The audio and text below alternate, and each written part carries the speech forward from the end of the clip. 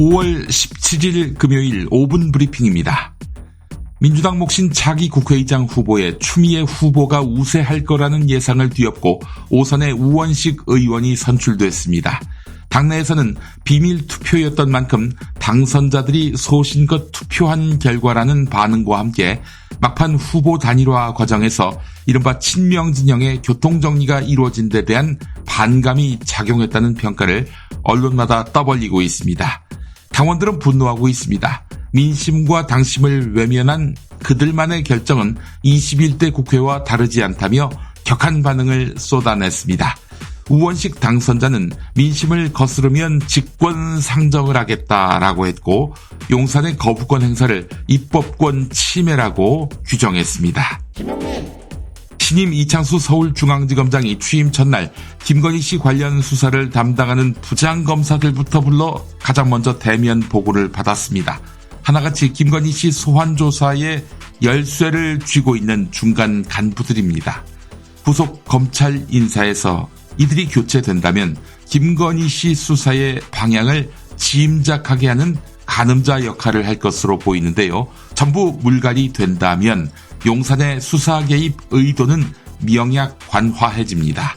한편 이창수 지검장은 전주지검장 시절 지휘하던 문재인 전 대통령 사위 관련 수사를 서울중앙지검에서 수사할 것이냐라는 질문에 부인하지 않았습니다.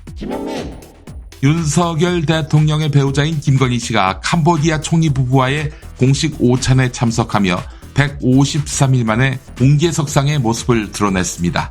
윤석열 대통령이 김건희 씨의 명품 가방 수수를 공식적으로 사과한 지 일주일만, 김건희 방탄 논란을 부른 검찰 고위급 인사를 한 지 사흘 만입니다. 이쯤 되면 모습을 드러내도 된다고 생각한 모양이지요. 한편 이충재 전 한국일보 주필은 오마이뉴스에 최근 윤석열 씨의 검찰 인사는 윤석열 씨가 특검의 수사선상에 오르고 탄핵의 대상이 될 수 있다는 두려움 때문이라고 말했습니다. 김종대 연세대 통일연구원 개관교수가 오늘 한겨레에 낸 칼럼 일부입니다. 최수근 상병 사건으로 임성근 사단장을 경찰에 이첩한 것과 관련해 윤석열 씨가 경로한 사건은 작년 7월 31일에 열린 대통령실 수석 보좌관 회의에서다. 여기에는 참석자만 수십 명에 이르며 회의 결과는 반드시 녹취록을 작성하고 대통령 지시사항은 후속 조치를 보고하기 위해 철저하게 관리한다. 공수처가 제대로만 수사할 수 있다면 대통령실 곳곳에서 대통령의 경로와 외압의 정황 증거는 얼마든지 확보할 수 있다라고 했습니다. 의지만 있으면 몸통 윤석열을 잡아낼 수 있다는 것입니다. 몸집도 크잖아요. 법원이 정부의 의과대학 증원 추진을 멈추어달라는 의료계의 신청을 받아들이지 않았습니다. 이들에 대해 회복하기 어려운 손해를 예방하기 위한 긴급한 필요성은 인정하지만 공공복리에 중대한 영향을 미칠 우려가 있다라며 말입니다. 대입 수시 모집 요강을 이달 안에 확정하는 일정을 고려하면 27년 만에 증원이 사실상 확정됐습니다.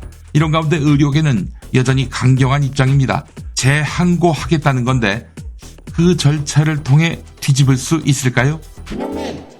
미국 바이든 정부가 중국산 태양광 패널의 관세를 인상하기로 했습니다.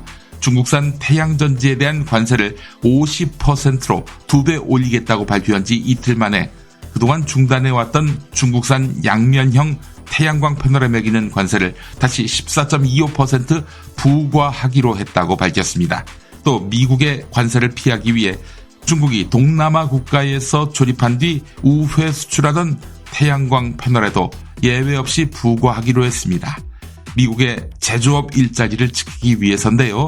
대선 앞두고 블루칼라 지지층의 이탈을 막기 위해서입니다. 5분 브리핑이었습니다.